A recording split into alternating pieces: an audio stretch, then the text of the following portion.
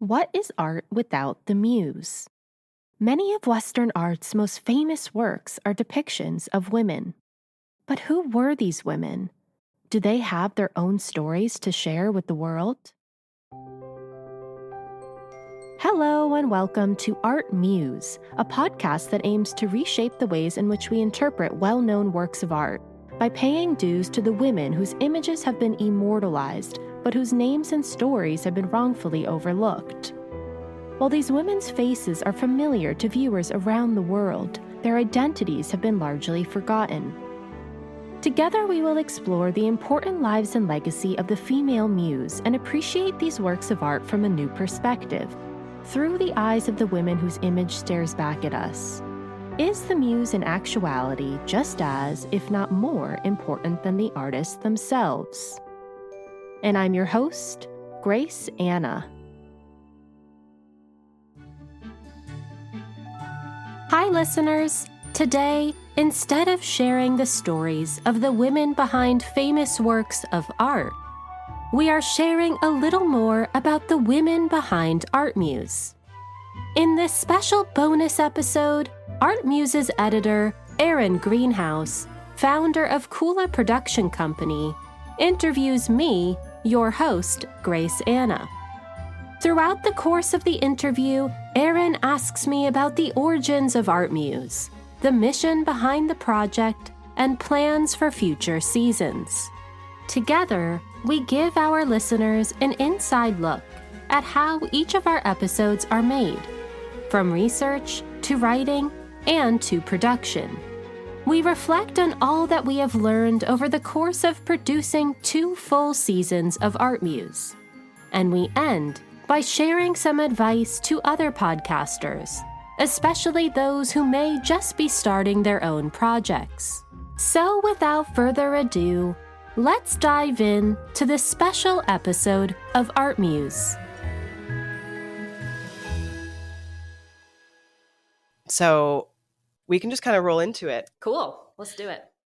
I figure to get us started, I want to take it back to the beginning because I didn't know you in the beginning. I came along, and this is fairly common too, where, and I love this type of person. You're this type of person that just like has an idea, goes for it, figures it out, and does everything they can on their own. And then, eventually you get to a point where you're like, this is taking up a lot of my time. I need help. Mm-hmm. So I came along when you had already established quite a lot of ArtMuse.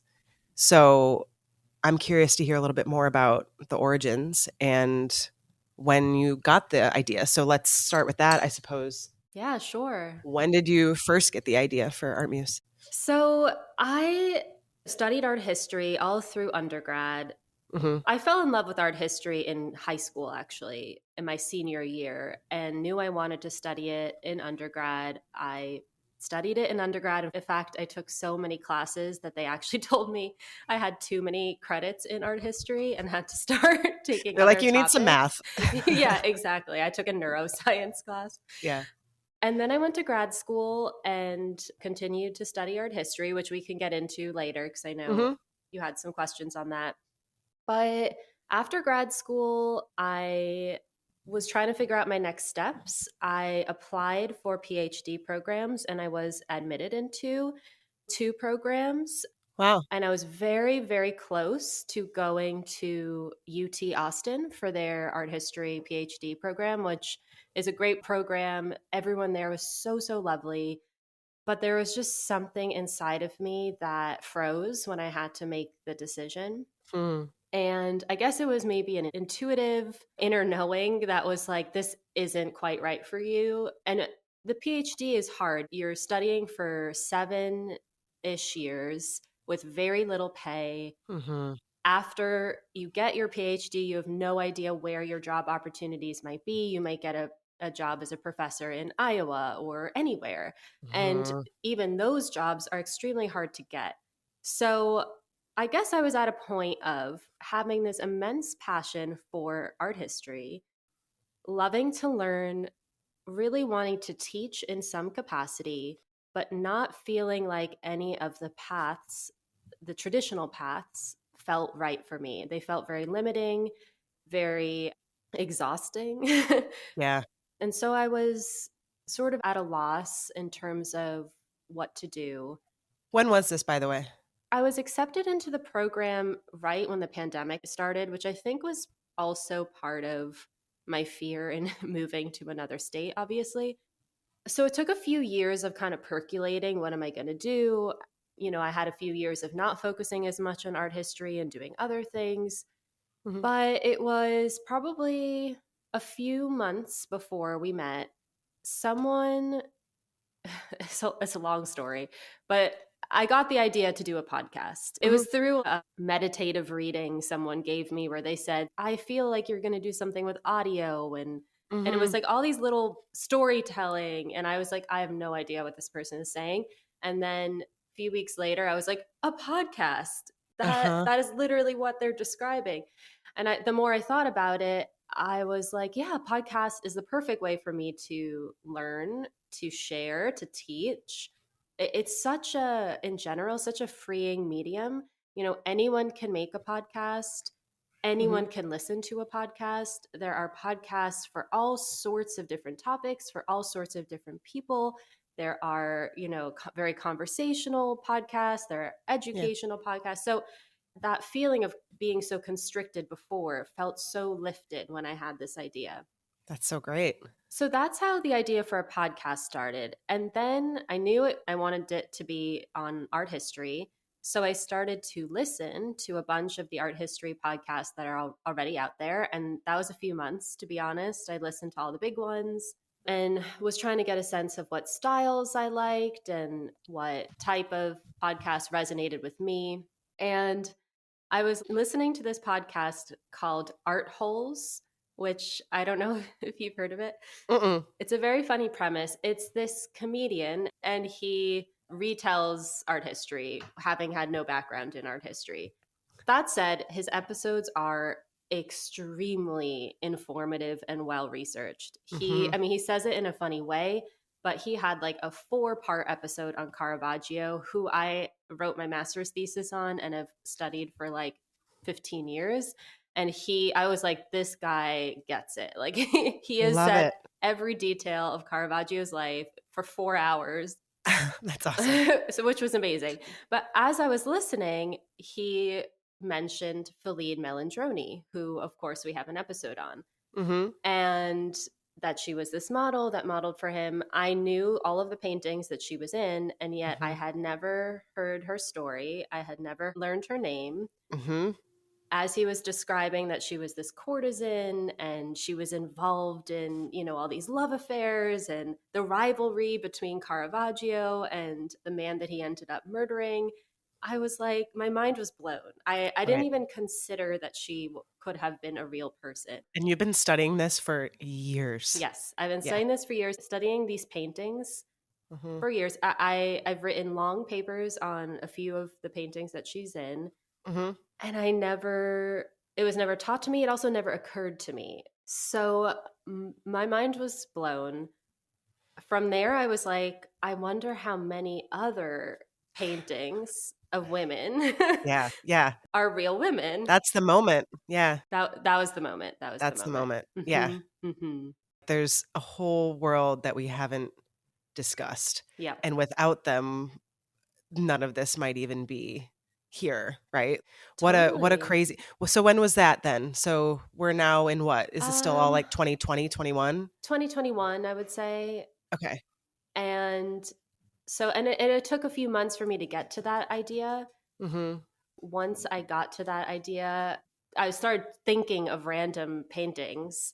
Mona Lisa obviously was a big one, but Right. I just started to do a bunch of research. And the more research I did, the more women I discovered. And I mean, you've seen it, but I now have a list of maybe 300 plus women that I would love to tell their stories. Uh-huh. But yeah, I just started doing research. I also did want to do research on what was already out there on muses or models. And there are, of course, some books on it and some great groundbreaking research. But there wasn't really anything. Yeah, there wasn't really anything like what I had wanted to do out there. Yeah, agreed. There's really great stuff about women artists in Yes, general. yes. Katie Hessel, we know. Yes, Katie's great. Hmm. There's a lot on that. Maybe not a lot, but there's some really wonderful, impactful stuff on that. But the muse part, Hmm. that's the part. And now, and you're right. Like once you see it, you can't unsee it. And because Yeah. once we started working together, then I started to think about, like, I'm a big music person. I'm Hmm. like, gosh, okay, well, where would John be without Yoko?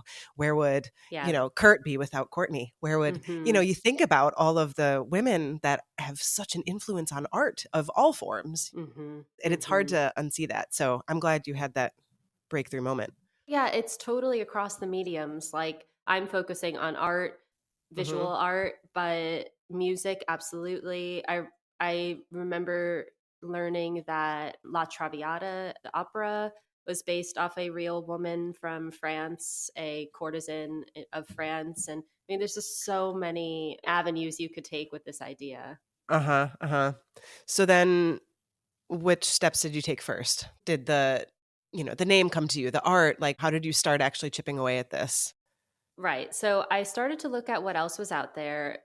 There is that book Muse by Ruth Millington. So that's probably the biggest publication out there on muses. There's also been some groundbreaking work by Denise Murrell, who has focused on Black models throughout art history. But yeah, I started to see what was out there, but it very much in the beginning also felt like throwing darts at a or Mhm. like kind of like looking at a map and just Mhm. picking a place, because I would just think of a painting and look into that person. And so some of the women in the first season were mentioned in Ruth's book. Mhm. Some were literally just me thinking about different pieces. Obviously, Googling or looking up famous artist models. A lot of people have mentioned people to me. Have you heard about this story? Have you heard about this woman? So it was sort of organic in that sense. I wouldn't say it was systematic in the beginning. Yeah. And then I started just compiling a list, and it's a long list. And I started organizing them into themes as best I could. So, the first season is the masterpieces, the big artworks. And then from there, organizing groups of women that kind of fall under an umbrella. Mhm. And then before I met you, I started with the greatest masterpiece, the Mhm. Mona Lisa, which, yeah, I mean, she really blew me away because she is arguably the most recognizable image in the world. Right. Everyone knows the Mona Lisa. It is probably definitely the most famous painting in the world. Mhm. And yet, none of us, and myself included, again, who had studied art history for 20 years, had no idea that she was a real person. There were, rumors that it was Leonardo da Vinci and drag or this, that. And I still get that sometimes when I say, my first episode is on Mona Lisa. I get maybe 1 out of 10 times, like, isn't that Leonardo da Vinci? Mhm. So that was the first one I started with. I researched, I wrote transcript, and I attempted recording it. Mhm. I knew nothing about audio recording. I'm very lucky that my husband is in film. You can say So husband I now. know Oh. I'm still getting used to Yeah. it. So he had a microphone and he had some sense of audio technology. Mhm. I had zero. So for anyone starting, I absolutely have so much empathy for how daunting it can feel. Yeah. I totally agree. I mean, even if you know all the other aspects of it, you get in front of I don't know, Googling microphones, it's overwhelming, Yeah, or like which software to use, which platform, it's a lot. So I applaud you for taking that leap. totally. Yes, yeah, exactly. What software? You need so many other gadgets. Mhm. Like I have my popper stopper, Mhm. Mhm. all of the cords that connect your microphone to the computer. And I will say, too, for anyone starting that has a Mac, I have great gratitude for GarageBand. Mhm. It is such a easy and beginner level program to get into recording. Yep. And even editing, I tried editing in the beginning. I tried putting in music and removing breaths, and that is definitely where I hit a wall. But I was able to sort of do it on GarageBand. Yeah. But I think for me, or another, I guess in the development stage, one piece of advice I would give, and one thing I had to realize is, what are my strengths and weaknesses, and what do I love doing, and what sucks my Yeah. energy. That's a really important exercise to do. Yeah, Not only are you good at it, but am I enjoying it? exactly. Because if you're going to invest, time and money, you should enjoy it, Exactly. and think about the parts that aren't exciting for you. Because there's going to be some things that you're not good at, but you're like, I'll figure this out. I can, it's not worth outsourcing. So you have to go through that exercise and filter out, what do I want to hold on to? And what are the things that I'm just like, this is just not, no matter how hard I try, this is not going to bring me joy, or it's just going to take me 10 times longer than I want it to. 100%. And that's where I was at. I probably could have spent a year, learning the ins and outs of audio editing, but I really realized that I want to be pouring my energy in researching, in writing, in learning these stories. That's what was giving me fuel. And I was feeling very bogged down by the audio aspect. Yeah. So, and that's Enter when we Erin. met. Yeah. Exactly. We'll continue our story after a brief word from our advertisers.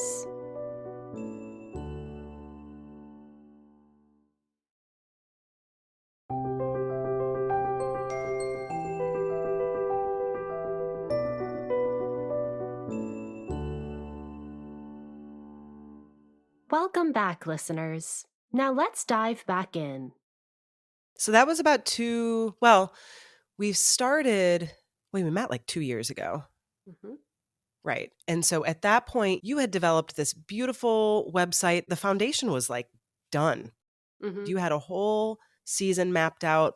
I think even several seasons mapped out. You had so much done. You were like 90% there. You're like, I just need technical help. So that's when I came in. I guess that was February of 23. Oh my God, what year is it? February 23. But I don't think we shared an episode until November. No, we didn't. Yeah. We're just like, let's do this right. Let's take months and months to give you the space you need to record and research and get this right. Our focus has always been, and I appreciate this about you and this project in general, not just trying to push out stuff, but it really requires a lot of time for you to research. You're writing 20-page research papers every other week, it's a lot on you. And I know the mental capacity you need to research and think and write these things nicely, and then you go stick yourself in a closet for like 7 hours. Yeah. Yes. And record. How has I guess that's a question I have too, has your process changed at all in the last 2 years? Oh, it's just become so much more. Every aspect of it, including our work together, has just felt like it flows so much better. In terms of my research, I have a much better sense of how to process an immense amount of information. For a lot of these women, I'm reading 3 to 4 books sometimes. But if I really were to read every sentence of that book, and I've learned how to process an immense amount of information. I have a really good system in terms of note taking, turning that into an outline, and then using that outline to be what I base my transcript on. I've really, after now 2 years or so, the recording takes a while. Yeah. Because I'm, like you said, I'm reading 17 to 20 page papers. And of course, you're not going to get every sentence and every word on your first go. So it takes me, I've gotten it down now to about 3.5 hours. In the beginning, it was taking me like 5 to 6. Yep. So everything just gets easier with time. You really learn a lot every step of the process. And then in terms of our editing, I think the past many episodes, I have very few notes because I know. Yeah. I feel like I got in a groove too. you got in a groove. I think we understand the process together so much more. Everything has just become so much more seamless. And I know we're still learning. We learned a lot this season. So I'm sure it will continue to get even more in flow, but it takes time to figure these things out. I feel like I've cut down my time in half too. Yeah. My process has evolved. I know what to look for now. I don't think I used to use the transcripts that much. And now I use them a ton. Yeah, you know what to look for now. I've gotten such a feel for your style and Mm-hmm. yeah, it's been really fun, but I agree it does just take time. But I'm glad that you've have some time savings now too. Definitely. Yeah, absolutely. And I think my voice and my style has really developed. So I think that makes it easier too. I think you can just looking at the transcript get a sense of like, okay, this is when, she's Uh-huh. leading into the next big thing. And so every aspect of it gets easier over time. Yeah, for sure.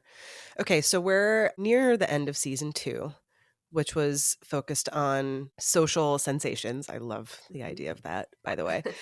So we're wrapping that up. Mhm. Then what does season 3 look like? Or what does the future look like? Or what are the things that you want to focus on for the next, I don't know, the next year? Yeah, so I have some really fun ideas about seasons. Like I said, kind of grouping these women under categories or themes that I find interesting. And, a very, well, to me, a more obvious one, just having read a lot of these stories, is artists, because obviously a lot of the women in paintings are artists themselves. Mm-hmm. So that's definitely an idea for the future. But I wanted to actually find a few lesser, maybe studied themes to start with. So the next theme for season 3 that I'm starting to prepare is on performers.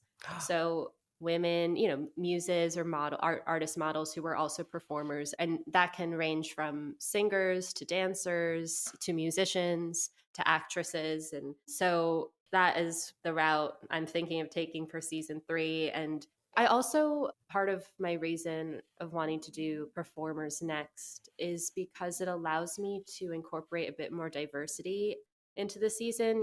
Western art is overwhelmingly white centered. You don't say. Exactly. Mm-hmm. Surprise, surprise. Mm-hmm. And so it has been hard for me to incorporate diversity. Each season 1 and season 2 has had a woman of color. Mm-hmm. There are some women who are queer or are assumed to be queer. Maybe we can't definitively say. But that said, it's hard to incorporate diversity as much as I would like to. So, performers, there's actually a lot of women of color that I can incorporate. There's a woman named Marianne Anderson, who was one of the first Black female opera singers active in like the 1920s. Josephine Baker was a obviously famous dancer who Matisse did a whole series of paintings on. So that was my other intention behind putting the performers season next. It's going to be amazing. From the little preliminary research I've done on each of the women, their stories are just phenomenal. Mm-hmm. And opera's close to your heart too. And opera is close to my heart as well. Yeah. And then another sort of more niche topic that I'm thinking of doing perhaps after that is writers. Mm. There are a lot of women that were poets or authors Mm-hmm. in some sense, and I think that's it's an interesting one. Yeah. Gosh, there's so many ways. It's what I love about this. That's what I'm saying. Like in the beginning, once you see it, you can't unsee it. It's everywhere. Hmm. All the women that inspire so much work and so much art and so much culture and Hmm. history. I mean, even, gosh, we've learned so much about these women that were making political decisions on behalf of countries or Yeah. regions. And there's a lot of influence that these women have had across all aspects of life. So I love the seasons and the niches that we're getting ourselves into here. Absolutely. Yep. And I've thought of political, like having either political leaders or royalty being another future season too. Because Hmm. you're right. I mean, some of the stories that in season 2 in particular, Hmm. Madame de Pompadour and Emma Hamilton have huge political implications on history. Hmm. And, who knew? Yeah, no, I know. My mind is there's so.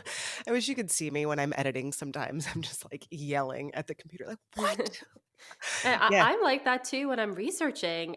I feel like for each of these women, and when I'm in the depths of research and writing, I am constantly in awe. I cannot believe what I'm reading. Hmm. My jaw is dropping. And I don't know these things when I start. I'm like, she sounds like, she's important. And then I start researching and I'm like, oh my God, like this story is 1,000 times crazier than I could have ever imagined. And I really fall in love with each of them every time too. It's like I'm in their world and I really feel, because I'm spending so much time with them I in a know. sense, I get attached. I get attached. Yeah. Yeah. Some more than others, but yeah, you get attached and there's a part of me that really loves them. Yeah. And yeah, it's like dating. I don't know. It's like I dating know. different people. Any in particular, I have to ask, any in particular that you feel close to, not necessarily episodes. I mean, we could talk about episodes specifically or Hmm. just women in general that you really love or that stand out to you. I really loved Audrey Munson. She has a wild story. She is not a perfect person, Mm-hmm. but her story really stuck with me. I also have the honor of getting to see her almost every day because two of her statues are outside the Brooklyn Museum, which is my subway station. I pass it almost every day. And so I really, every time I pass the statue, I say hello to her. Oh, yeah. And yeah, and being a New Yorker and knowing that her statues are all over the city, yeah, Mm-hmm. that story really stuck with me. And I think both of us felt very connected to Amelia Fluga. I love that one. Yeah, that story and her story and her connection with Klimt is just, it strikes something deep. I love that one too. That Yeah. one always felt to me, it's like a lot of these stories are tragic and a lot of sad things happen. I'm just going to say that now. Some of Yes. these you're just like, oh no, this is awful. That Yeah. one to me, I have always had this just feeling of like a big warm golden blanket wrapped around me when I listen to like the love. And it's just such a, I mean, there's sad things that happen, of course. Sure. Yeah. But yeah, that one I thought was really, really beautiful too. Hmm. And she was just cool as hell. She's I so want her cool. dresses. Yeah, she really deserves an exhibition on her influence on fashion because it's amazing. We'll continue our story after a brief word from our advertisers.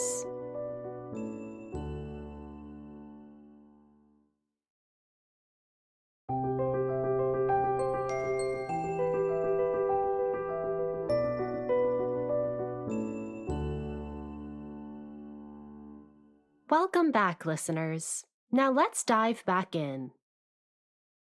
Okay, so that's where we are now. We are going to probably take a little time to wrap up season 2 and then think about Hmm. season 3 and prep for that and Hmm. launch that later this year. What else do you see?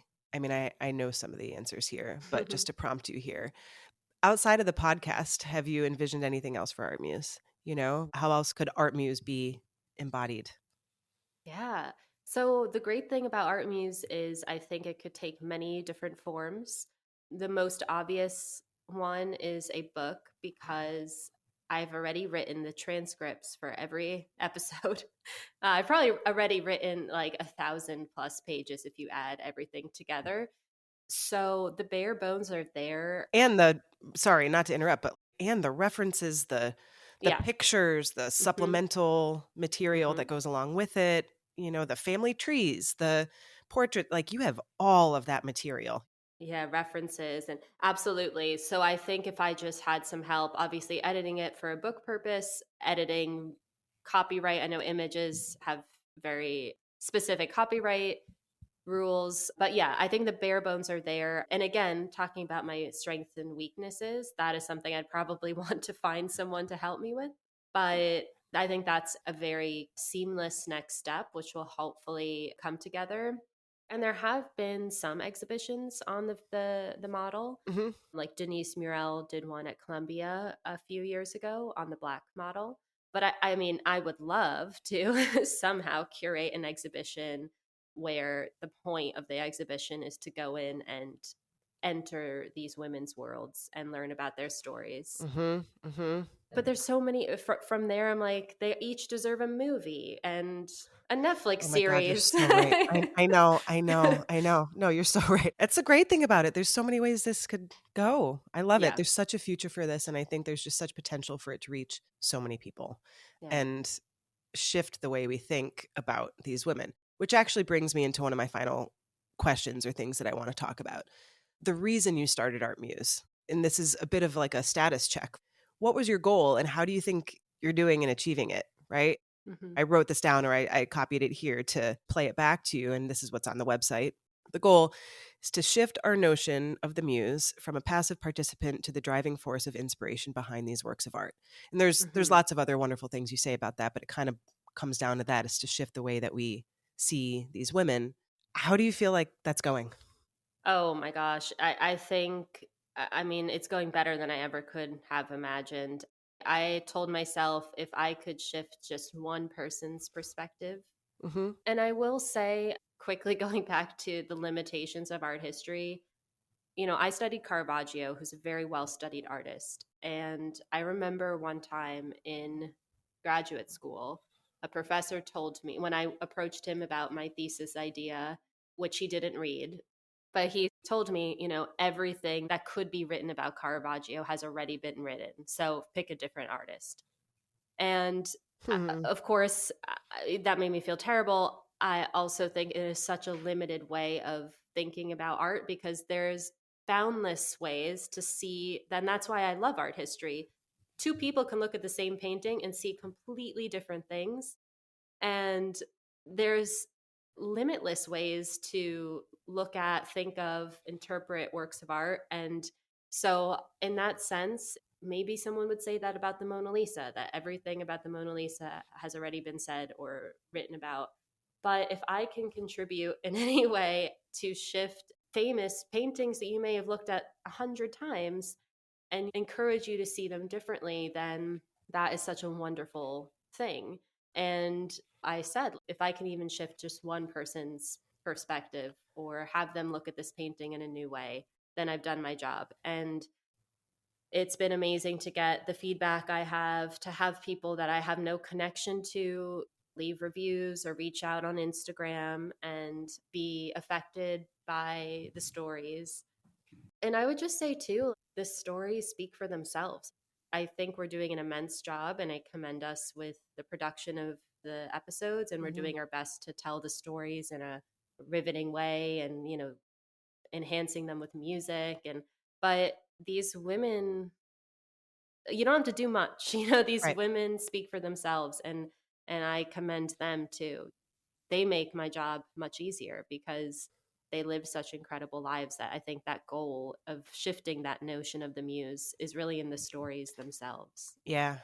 Yeah, I totally agree. And I think, too, I've said this a few times now, but just to reiterate, I think once this concept gets into your brain and you realize the influence that women have, I mean, just in general, on the major things that happen in this world, but nobody talks about them, you realize it's everywhere. Once Mm-hmm. you've heard, it's like once you hear an Art Muse episode and you really think about this, like, oh wow, who knew all of this about the Mona Lisa, or Lisa Giardini and all of these women, then you start to look at all around you. You're like, again, the music you listen to, the political people that we Mm-hmm. follow that run our lives, and a whole way of thinking is uncovered. Absolutely. Yeah. And it matters because we give so much credit and focus to the artists, or and not to be like the men, and we could totally Yeah. talk for But hours about the man versus woman aspect of this kind of thing, but we give so much focus to that, and they get all the attention, and all the discussion is around that, and then the women are the ones that we don't know anything about, and yeah, it really matters. It's really inspiring in all aspects of things, not just art. absolutely. Yeah. I mean, science, everyone knows Albert Einstein, but I don't, I highly encourage everyone to look into the story of Hedy Lamarr. I She knew you were going was, to say her. yep, Yes.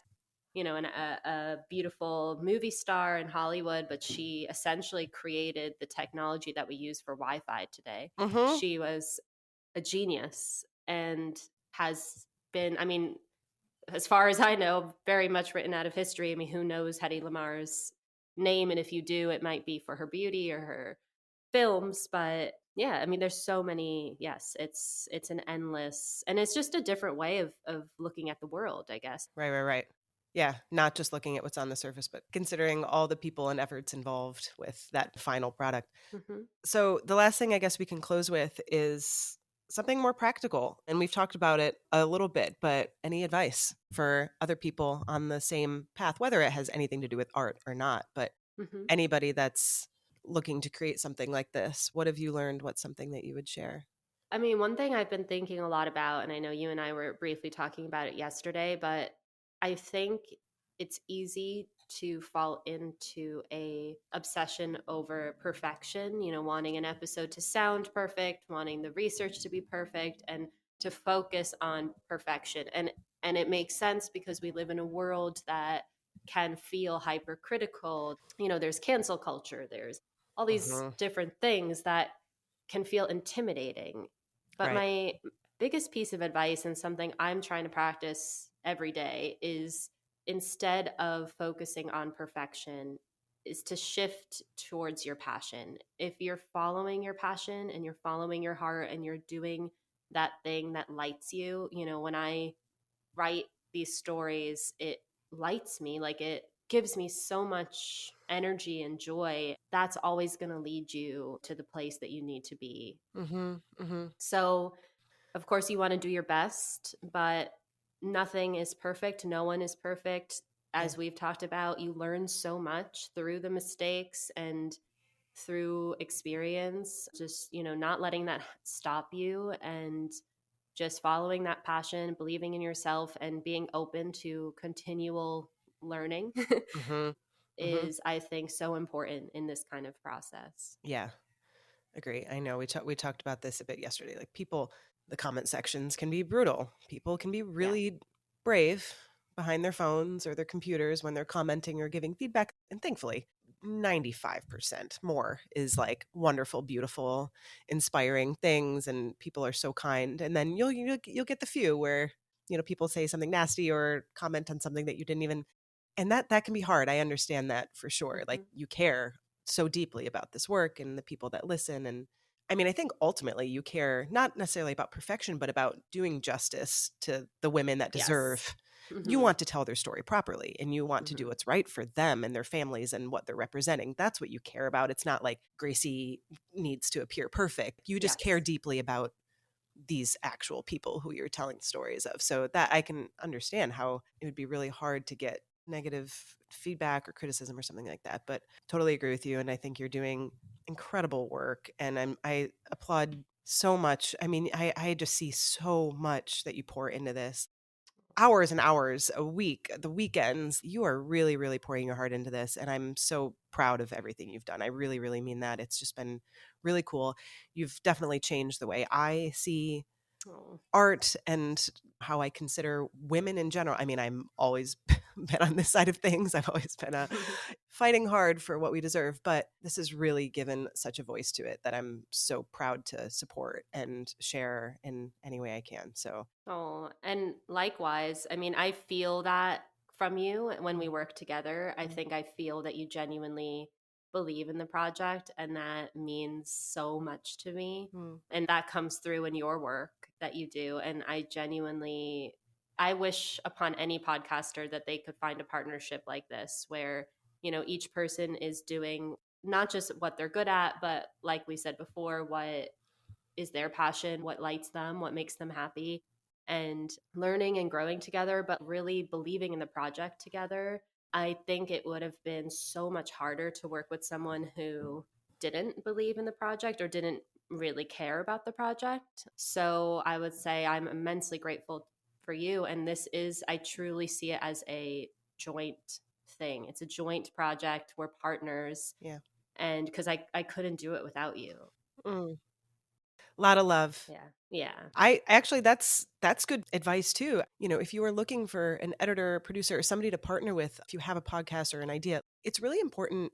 Or I think you don't necessarily have to hire somebody that is totally immersed in this. It could be a very transactional thing if you just need an editor or something like that, right? But somebody that's mission aligned and that really does care about not just the quality of the output, but the mission itself can be really impactful, really synergistic. There's a lot of wonderful, beautiful things that can happen when you can grow, whether it's one person or a team of people that are really behind the mission. So, like, do the research when you're looking for people to work with and Yeah. see if, again, it's not necessarily a requirement, but I think some really big things can happen when you do find more of a partner or people that actually are behind the mission and want to elevate that itself, not just the tangible product, but the mission of the work as well. Mm-hmm. I couldn't agree more. I learned so much, and I have a lot of fun doing this. So thank you endlessly for the opportunity. And I just can't wait for all the wonderful things that are to come in the next, year and beyond.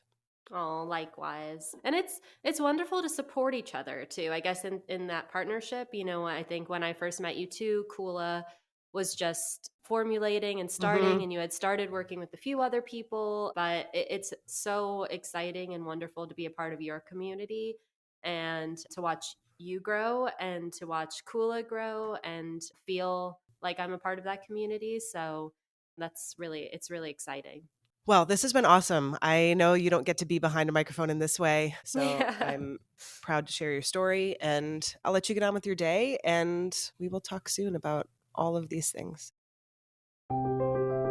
We hope you enjoyed this interview between me, your host, Grace Anna, and the wonderful Erin Greenhouse.